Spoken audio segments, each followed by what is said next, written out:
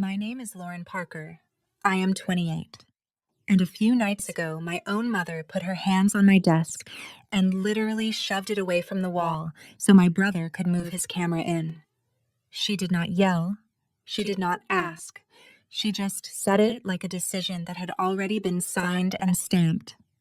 We are giving this room to him for his studio. You can work in the basement. My brother was leaning in the doorway, arms folded, watching my monitors go dark like it was a show. He smirked and added, "You will be fine down there, right?" Less distraction. He said it like a joke, but he meant every word. That room was my office, the space I had built piece by piece so I could work remote as a designer and actually pay the bills that kept this house running. I just stared at him, then at her, and all I managed to say was, "Okay." No yelling, no scene. I packed my laptop, my hard drive, and a few things I could carry in one trip. I walked past them, straight down the stairs, like I was going to the basement just like they wanted. They had no idea that when I said, "Okay," what I really meant was, "I am done." That night, I moved out silently. I changed more than just where my desk was. And the very next morning, the calls started. Then the texts. "We cannot afford this without you. Please pick up." They called me nonstop, like suddenly I was the only person in the world who knew how to keep their lives from falling apart. If you have ever wondered what happens when the person your family takes for granted finally walks away, stay with me, because the way they begged me to come back might make you rethink how much you let people use you. Growing up, I always knew my family was a little lopsided, but I did not realize how bad it was until money got involved. I was the kid who stayed up late finishing projects, who color-coded notes, who actually cared about grades. Ethan, my younger brother, was the one everyone said was sensitive and creative, which apparently meant the rules just bent around him. When I got into a good design program on a scholarship, my mom, Lynn, gave me a quick hug in the kitchen and said, "That is great, honey. You always were responsible." When Ethan passed an online class he barely did the assignments for, she ordered a custom cake from the bakery down the street and posted about it on Facebook like he had cured a disease. I learned early not to expect confetti when I did something right. After college, when rent in Manhattan was basically $3,000 a month for a closet with a sink, moving back home to our place in Brooklyn felt like the only financially sane choice. I told myself it would be temporary, just until I built up some savings from my UX job and freelance work. What actually happened was I slid into this role as the household's unofficial bank, tech support, and problem solver, and nobody even noticed the shift but me. It started small. Mom's paycheck was short 1 month, and the electric bill was higher than usual, so I covered it. Then the Wi-Fi got upgraded so Ethan could stream better without lag, and somehow the new plan ended up on my card. Then the Netflix, the Spotify, the shared phone plan, the extra groceries for all the takeout nights we justified as family time. I told myself, it is fine. I make more. This is what you do when you love people. But every time my card auto renewed some subscription, none of them would survive a week without. I felt that tiny twist in my chest. When Ethan decided he was going to be a content creator, Mom said it like she was announcing a career path. Not a whim. "He needs a little push," she said. "He has potential. He just needs support." Support meant I paid $600 for a TikTok creator course he never finished. Support meant I ordered him ring lights and phone tripods from Amazon for the channel. Support meant I woke up at 2 in the morning to fix the internet when it cut out during his late-night gaming streams because he was testing setups. Meanwhile, my own work, the work that actually brought money in, happened quietly in the background. I turned that little room on the top floor into a real office because nobody else cared about it. I spent my own savings on a proper desk, an ergonomic chair, a second monitor, a drawing tablet, and warm lighting so I didn't look half dead on client calls. I pinned wireframes to the walls, scribbled notes on sticky pads, and built an actual career in that space. That office was the difference between me barely scraping by and me landing bigger contracts, raises, better clients. But whenever Mom talked about it, she said, "Lauren is lucky she can work from home." Lucky. As if it all just fell into my lap and I didn't drag myself to get there. At the same time, she talked about Ethan like he was one viral video away from changing all our lives. She never once asked how many hours I spent iterating on an interface or fixing bugs someone else ignored. She only noticed when a bill was due, and somehow, miraculously, it got paid. I had this running tally in my notes app, just for myself. Rent I handed her each month. Utilities I covered when she was short. Subscriptions I forgot I signed up for because everybody used them. Groceries, takeout. Ubers for her when she didn't feel like taking the subway. Ubers for Ethan when he had some half-baked job interview he never went to. Every time I updated that list, the number at the bottom got uglier. My mom kept calling it family helping family. I started calling it me quietly bleeding money so they could pretend everything was fine. The worst part was that they truly believed they were the ones struggling the most. Ethan would sigh about how hard it was to make it as a creator. While sitting in the room I paid to heat and scrolling through sneakers he wanted. Mom would complain about prices going up, and I would bite my tongue instead of pointing out that my name was on half the accounts that kept her life comfortable.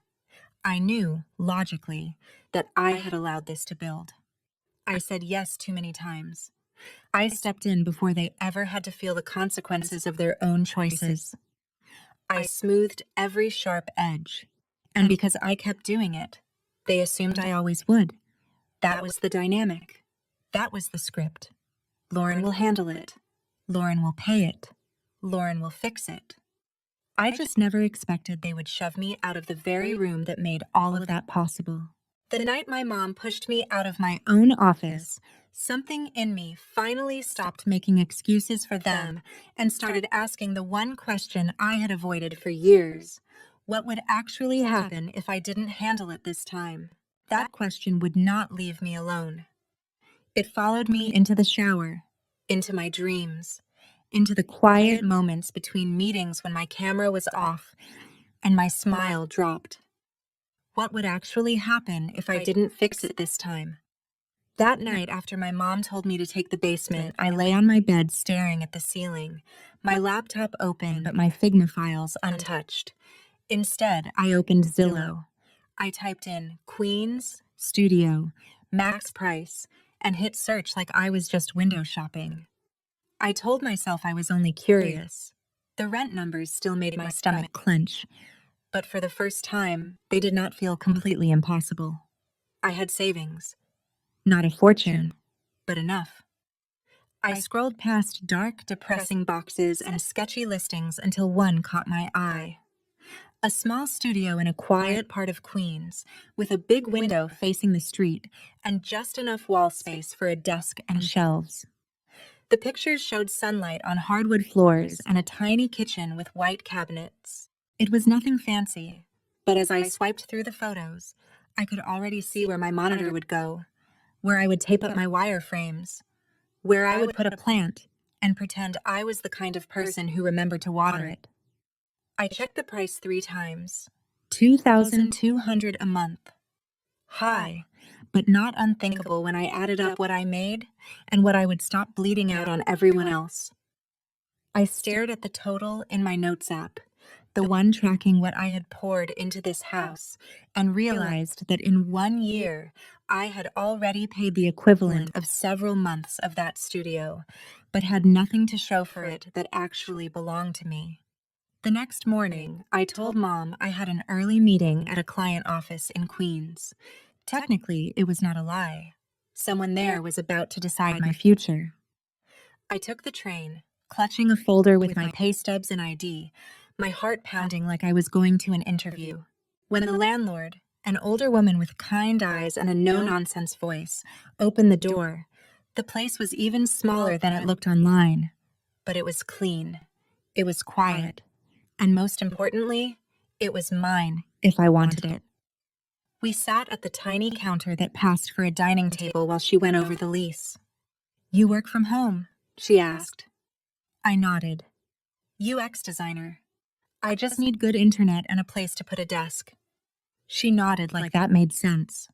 "We do not tolerate parties," she said. "No loud music, no drama." I almost laughed. That is exactly what I am trying to get away from. When she slid the lease over, my hand shook for a second. My brain threw every fear at me at once. What if your work dries up? What if this is irresponsible? What if your family hates you? Then another thought cut through all of that. They already treat you like you owe them your whole life, and they still did not hesitate to push you out. I signed. I transferred the first month and the deposit, $6,600 disappearing from my account in one click. It hurt, but it also felt clean. This was not like throwing money into a bottomless pit of bills and excuses. This was building something for me.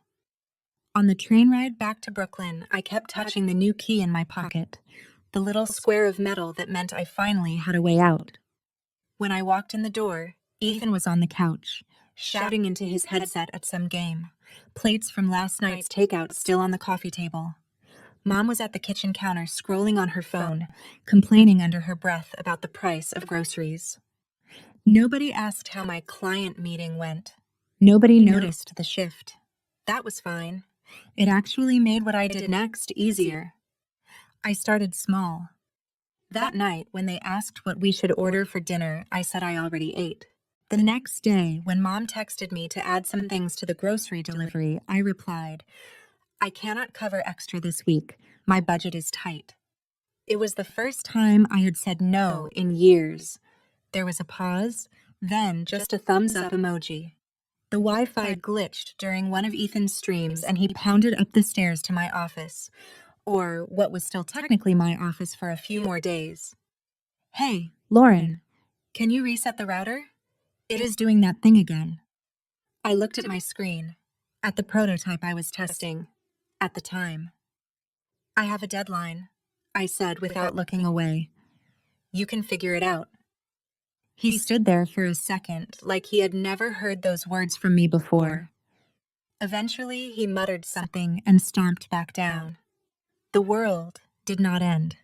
A couple of nights later, when Mom mentioned needing an Uber for an early shift because she did not want to deal with the subway, I told her I could not put it on my account this time. Maybe ask Ethan or take the train. She gave me a look like I had just spoken another language. "Are you okay?" she asked. "You always help." I forced a smile. "I am just trying to be smarter with my money." It sounded so casual out loud, but inside it felt like ripping up an old script. Every no I said made it a little easier to say the next one. Behind the scenes, I started moving pieces of my life out of that house. The first thing that left was my external hard drive with all my client files. Then my sketchbooks, my favorite pens, a stack of clothes I could fit into a duffel bag. I told them I was decluttering, taking things to a storage unit, dropping stuff at a friend's place. None of it was technically a lie. The storage unit just happened to be my new studio apartment. I would finish my last meeting of the day, close my laptop, and then slide it into my backpack instead of leaving it on the desk. I took my monitor down one weekend under the excuse that it was acting weird and I wanted to get it checked. Little by little, my office became less my space and more just a room. They were too focused on Ethan's next idea for his channel and Mom's overtime schedule to notice how empty the shelves were getting. At night, after they went to bed, I would make quiet trips to Queens, carrying boxes down the stairs one load at a time so the old steps would not creak too much. Every time I unlocked that new door and stepped into the silent studio, I felt my lungs open a little wider. I would set a box down, look around at the bare walls and the echo of my footsteps, and think, this is where I stop being the person who fixes everything for everyone else first. I had not told them I was leaving yet. I wanted my exit ready before I said the words. If my mom could decide I no longer had a right to the space that funded their life in a single conversation at the dinner table, then I could decide in silence that I was done funding it. By the time they officially turned my old office into Ethan's studio, with his cheap ring light and sneaker boxes stacked in the corner, almost everything that mattered to me was already gone. What they were really pushing out was not just a desk. It was the last piece of leverage they had without even knowing it. It all really snapped a couple of weeks later. By then, most of my important stuff was already in Queens, but I was still sleeping in my old room, still pretending nothing had changed. One Saturday afternoon, I came home from grabbing a coffee and noticed something felt off when I walked past the door of what used to be my office. The room was open, light spilling in, Ethan's voice drifting out as he talked to his phone, testing angles. I stepped inside and my eyes went straight to the empty spot where my ergonomic chair used to be. The cheap folding chair from the basement was there instead, wobbling under Ethan as he adjusted his tripod. My stomach dropped. Hey, where is my chair? I asked, even though I already knew I was not going to like the answer. Ethan barely glanced back. Mom sold it, he said. Said we needed the money for my mic. The words hit harder than I expected. I turned, walked straight to the kitchen, and found Mom rinsing dishes like it was any other day. Where is my chair? I repeated. She did not even look up at first. Oh, that, she said. I listed it on Facebook Marketplace. We got $250 for it. Ethan really needed a proper microphone if he is going to take this seriously. We will get you something else for the basement. Your old one was overkill anyway. I just stared at her. That chair was not some random piece of furniture. I bought that with my bonus when my team shipped a big feature. I picked it out after weeks of back pain, sitting in it on the showroom floor while imagining myself finally working like an actual professional instead of hunched over a kitchen table. You sold it, I said slowly, without asking me. She shrugged, finally meeting my eyes with this annoying mix of confusion and annoyance, like I was the unreasonable one. Lauren, it is just a chair. We share things in this house. We needed money. Ethan needed equipment. You can sit on literally anything and work. You are young. You will be fine. Something inside me went very, very quiet in that moment. For years, I had tried to explain my side, to justify my spending, to gently remind them what I contributed. It never stuck. But standing there, listening to my mom talk about a chair I bought with my own paycheck like it was just community property she could cash out for Ethan's next hobby purchase, I realized talking was done. You did not share it, I said. You sold it. And you did not need money. You needed my money. Again. Her jaw tightened. Do not start, Lauren, she warned. We are all under pressure right now. You know how expensive everything is. And Ethan is trying to build something. He needs support. There it was again, that word. Support. Always flowing one way. I nodded slowly. You are right, I said. Everything is expensive. That is why some of us have been paying more than our share for years. Her eyes narrowed. What is that supposed to mean? I walked over to the counter, grabbed my phone, and opened the Notes app I had been updating for months. I scrolled, turned the screen toward her. This is what I mean. Rent, utilities, groceries, subscriptions, Ubers, Ethan's course, his gear, half the stuff you do not even remember asking me to cover. I watched her eyes dart over the numbers, her mouth pressing into a thin line. That cannot be right, she said weakly. That is exaggerated. The totals are insane. Things were tight, but not that tight. I tapped the screen. Screenshots, bank statements, receipts. It is all there. You can look at every line if you want.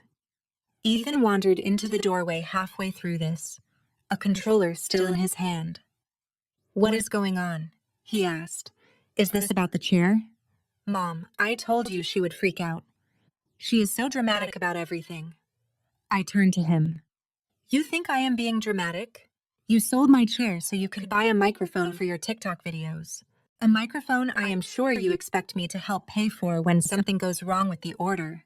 He rolled his eyes. Relax. It is not that deep. We are family. We share. That office was just a room. You act like you built a hospital in there.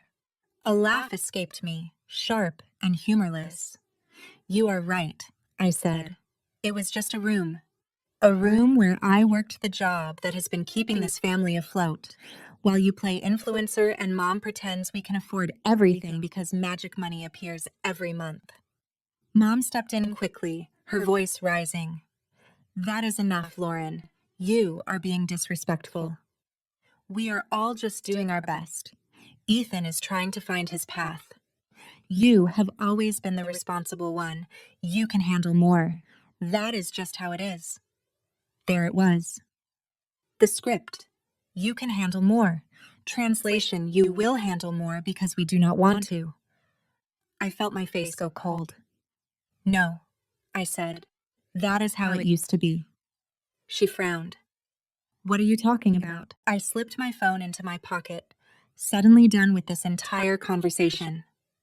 I am talking about the fact that I am moving out this weekend. The room went completely still. For a second, I thought maybe they had not heard me. Then Mom laughed, a short, disbelieving sound. Do not be ridiculous. You cannot just move out. Where would you even go? You know how expensive rent is. You are not thinking straight. Ethan snorted. Sure you are, he muttered. You are mad about a chair in a room, so you are going to run away and make everything worse. I looked between them, feeling strangely calm. You pushed me out of my office without a second thought, I said. You sold my furniture without asking. You took my money, my time, my energy, like it was owed. And you never once stopped to think what would happen if I stopped giving it. I have somewhere to go. I have a lease. I move my bed and the rest of my stuff out on a Saturday. Mom's face went through disbelief, anger, and something that looked almost like fear. You cannot do this to us, she said quietly. We need you here. You help with everything. You know we depend on you. I nodded. I know. That is why I am doing it. Because as long as I am here, nothing changes. Ethan scoffed. You are just trying to punish us. You will come back. You always do. Maybe that had been true in the past. Not this time. I walked past them, went up to my room, and closed the door before they could say anything else. I sat on the edge of my bed, opened my phone, and pulled up the U-Haul app. My thumb hovered over the screen for half a second. Then I picked the date, the time, the truck size I needed. When the confirmation came through, I felt this strange mix of terror and relief wash over me. Downstairs, I could hear Mom and Ethan arguing in low voices, the words muffled by the floorboards. For once, I did not strain to make them out. They had made their decision the second they chose his ring light over my chair, his studio over my office. I was just finally making mine. Saturday came faster than I expected. All week, Mom acted like my announcement had been a heat-of-the-moment outburst. She kept saying things like, once you cool off, we will talk about rearranging the basement, or we can get you a new chair eventually, as if buying me a used office chair would erase the fact that she sold the one I loved without asking. Ethan mostly avoided me, except for a few passive-aggressive comments about how I was really going to screw everyone over because I caught feelings about furniture. I did not explain myself again. I just worked, packed, and watched the clock. On Saturday morning, the U-Haul pulled up in front of the house right on time, the orange logo bright against our block of old brick fronts. I stood on the sidewalk for a second with the keys in my hand, feeling neighbors look out through their curtains. Mom opened the door with this brittle smile, like she still thought she could talk me out of it if she just said the right thing. "You really went and rented a truck," she said. "You are being so extreme. You have no idea how hard life is out there." I carried the first box right past her without answering. My mattress, my dresser drawers, the last of my clothes, the cheap lamp I actually liked, the things I had intentionally left behind so that they would notice when they disappeared.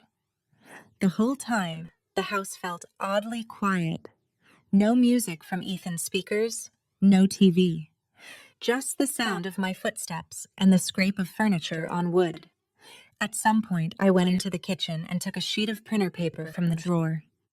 Sitting at the table where we had eaten 100 takeout dinners I paid for, I wrote at the top, in big letters, "What Lauren has paid for in the last 12 months. Then I started listing. Rent. I handed my mom each month with the exact dollar amount. Electricity and gas I covered when she came up short. Wi-Fi and phone plan. Netflix, Hulu, Spotify, all the little subscriptions everyone used without thinking. Groceries and delivery orders. Ethan's $600 creator course. The ring lights, the tripods, the must-have accessories. Ubers and Lyfts for Mom when she did not feel safe taking the subway at night. For Ethan when he had job interviews or networking events he never followed through on. Next to each category, I wrote the total for the year, then drew a line at the bottom and added them up. 18,600 and change. I stared at that number for a long second. That was almost an entire year of rent at my new place. I grabbed a magnet and slapped the paper onto the front of the fridge where nobody could miss it. Mom walked in just as I stepped back. "What is this?" she asked, reaching for it.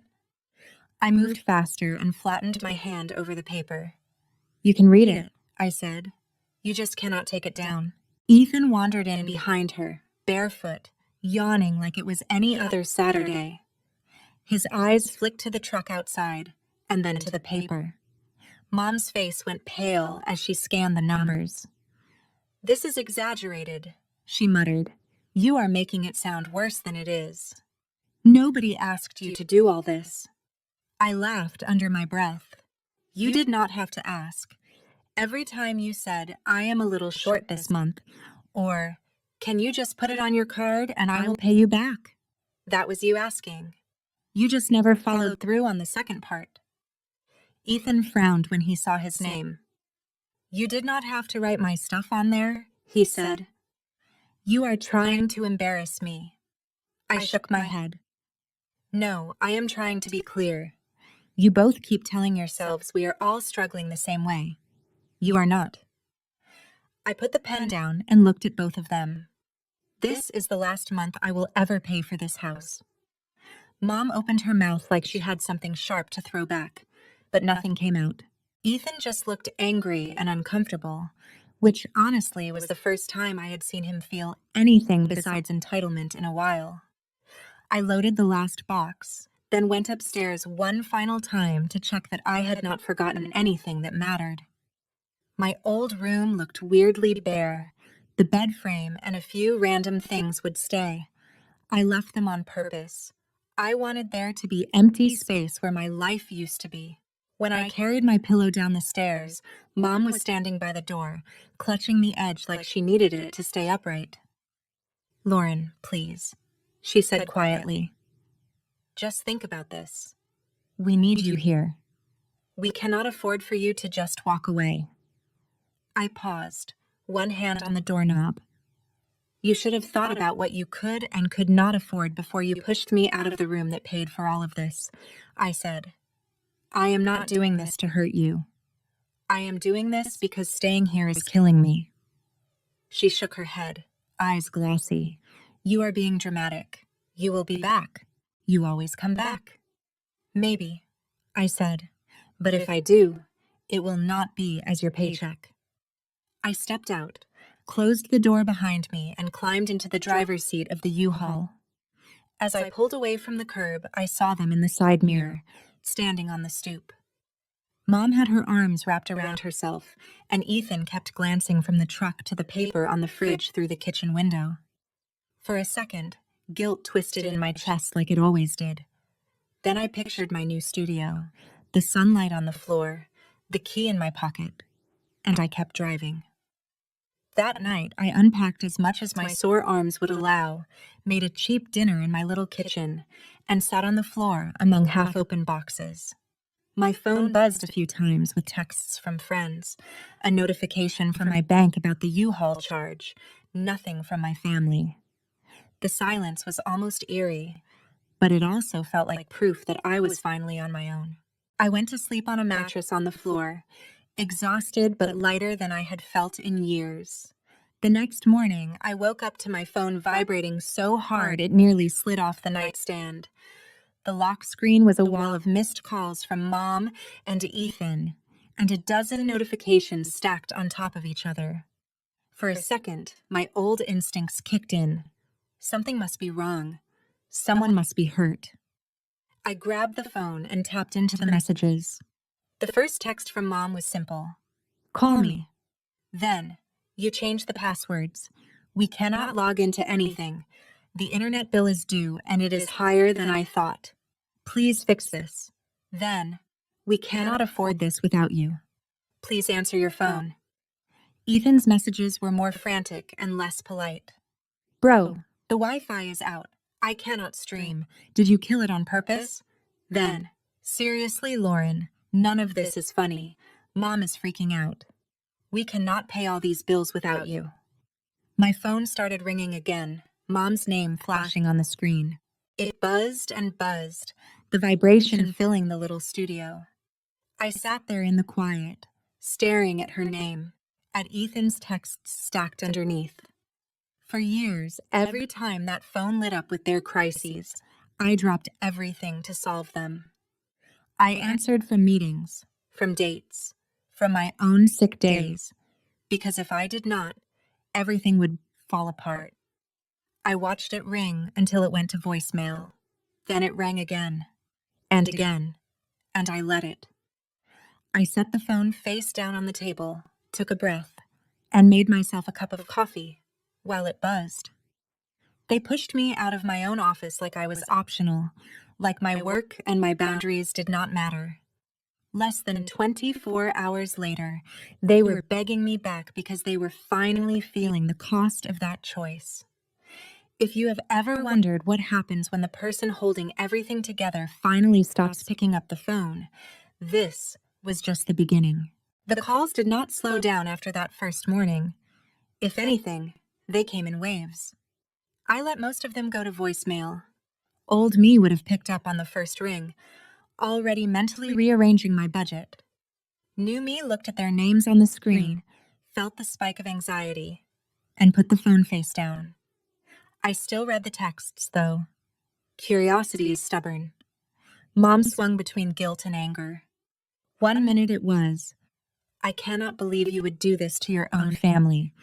And the next it was, I am sorry. I am just overwhelmed. Please call me. I do not know how we are going to make it. Ethan's messages were a mix of complaining and entitlement. You really killed the Wi-Fi. Seriously, you ruined my stream. Followed by, at least fix the accounts so we can downgrade.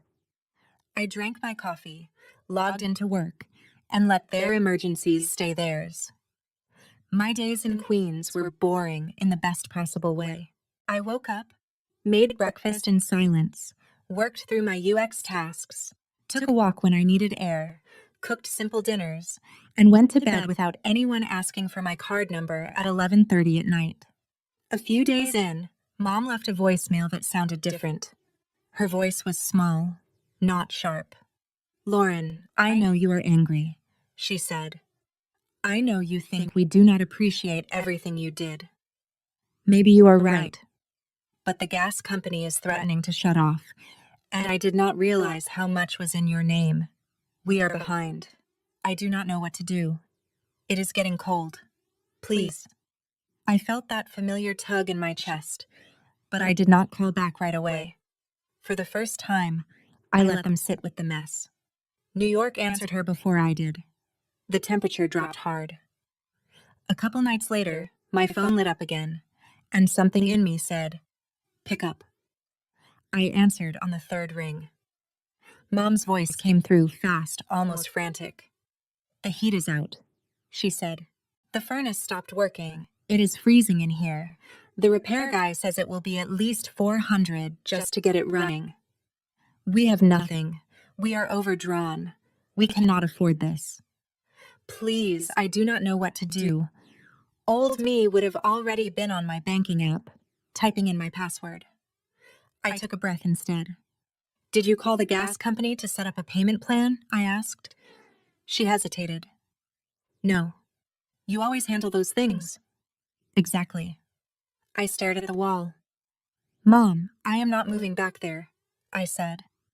"I did not ask you to move back," she snapped. Then her voice cracked. "I am asking you to help. We are cold." "Do you want something to happen to me?" Ethan yelled in the background. "Come on, Lauren. This is serious. It is not about Wi-Fi. Mom is freezing. Do you really not care?" There it was. The guilt hook they always used. The one that had worked every time before. I heard it, acknowledged it, and still didn't bite the same way.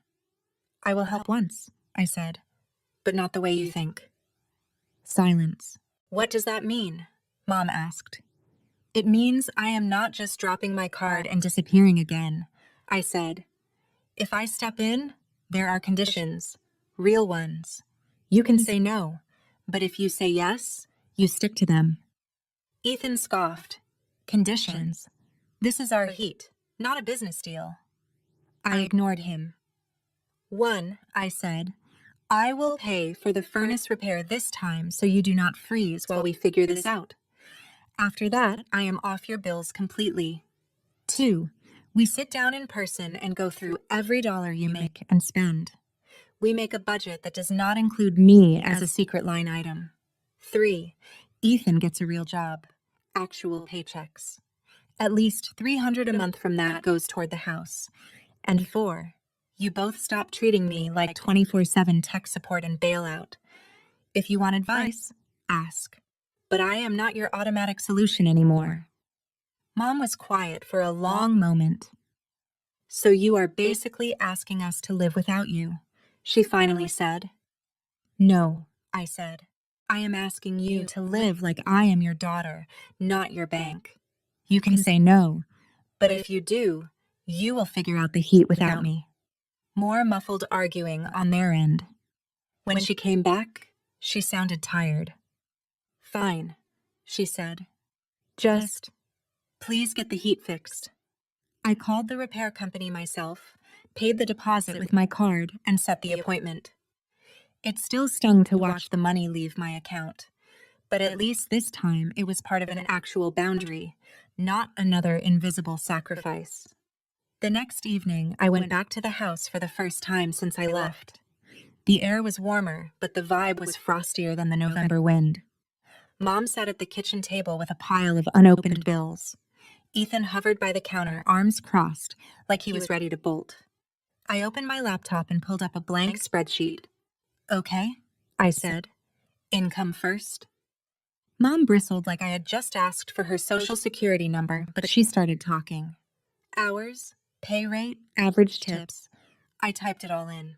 Then we listed out the actual bills: mortgage, utilities, phone, internet, minimum payments, subscriptions.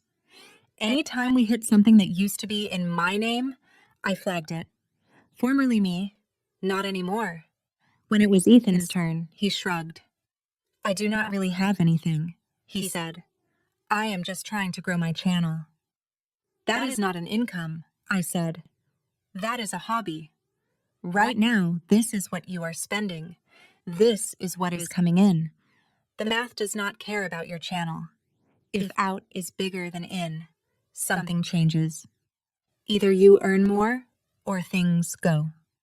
Mom looked between the columns, and I could see it landing in a way it never had when I was just covering everything.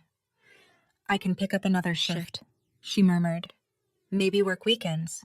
She turned to Ethan. You can at least get a part-time job. You are on your phone all day anyway.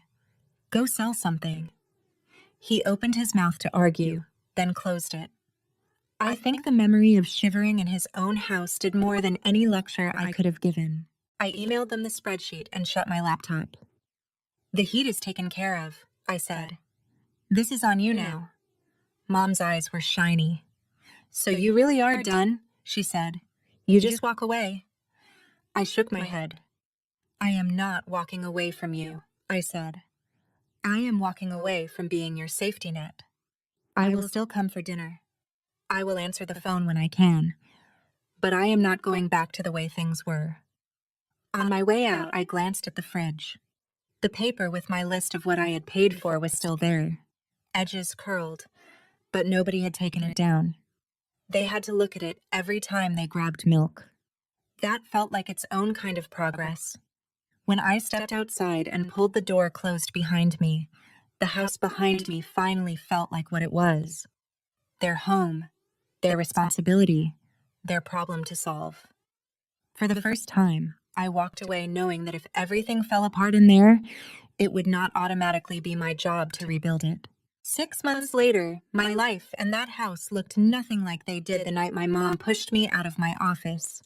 In Queens, my studio finally felt like home. I bought a cheap rug, strung up a couple of prints I designed myself, and set my desk right by the window so I could watch the street while I worked. My days were still full of deadlines and revisions, but my stress shifted from, will my family implode if I don't fix this, to, how can I make this interface cleaner? Which is the kind of stress I actually get paid for. I picked up a couple of bigger clients, started saying no to the ones that treated me like a vending machine, and instead of using every bonus to plug some new hole at home, I bought myself things that had no purpose except that they made my life nicer. A better mattress, a yoga class membership, noise-canceling headphones that were just for me. I still saw my family, but now it happened on my terms.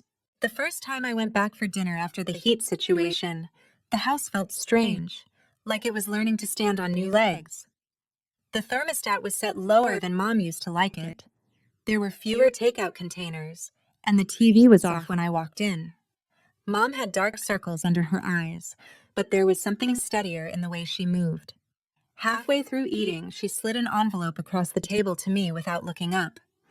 When I opened it, there was a folded check inside for $100. It is not much, she said quickly, but it is the first payment for what we owe you. My throat got tight. I did not need the money back. Not really. What I needed was exactly what that envelope represented. Acknowledgement. A few weeks later, there was another envelope, then another. Not every month. Not on a schedule.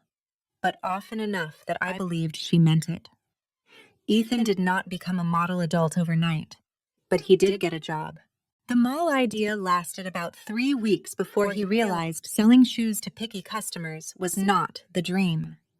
He ended up at a warehouse across town, loading and organizing inventory. At first, he hated it. Then the first time he showed up to dinner in a work shirt with his name on it and said, kind of quietly, I got bumped up to shift lead. I saw a flicker of pride I had never seen when he was yelling into a webcam about sneakers. One night, when Mom went to grab dessert from the kitchen, he cleared his throat and said, I sent you $50 on Venmo. For the course. The TikTok one. I know it is not the full amount yet, but I am going to pay you back for all of it. I just nodded and said, thank you, and we both knew I was hearing more than the words. He had stopped scrolling for miracles and started showing up for shifts. That was the real repayment. The biggest change, though, was in the way they treated my time. The midnight calls about routers and passwords stopped. If Mom called now and I did not answer right away, she left a normal voicemail and waited. If Ethan texted with a, hey, can I ask your opinion on something? It was literally an opinion, not an emergency disguised as a question. We still argued sometimes, Old habits do not evaporate just because you put your name on a lease. But there was a line now, and everyone knew it was real. I was their daughter, their sister, not their built-in rescue plan. People like to say that revenge is about making the other person suffer. But sitting in my little studio, looking at the sunlight on my desk, I realized my version looked different. My revenge was living a life they no longer controlled, forcing them to grow up by stepping out of the role that kept them small. My mom learned how to budget without assuming her oldest would silently fill every gap. My brother learned what it feels like to earn his own money instead of spending mine. And I learned that loving your family does not mean setting yourself on fire to keep them warm. If any part of this sounds familiar, if you are the one everyone calls first and thanks last, ask yourself a question I avoided for years. What would actually happen if you stopped fixing everything? Not in a dramatic disappearing act, not to punish anyone, but as a choice to finally choose yourself. You might be surprised by who falls apart, who steps up, and who, for the first time, learns to stand without leaning on you.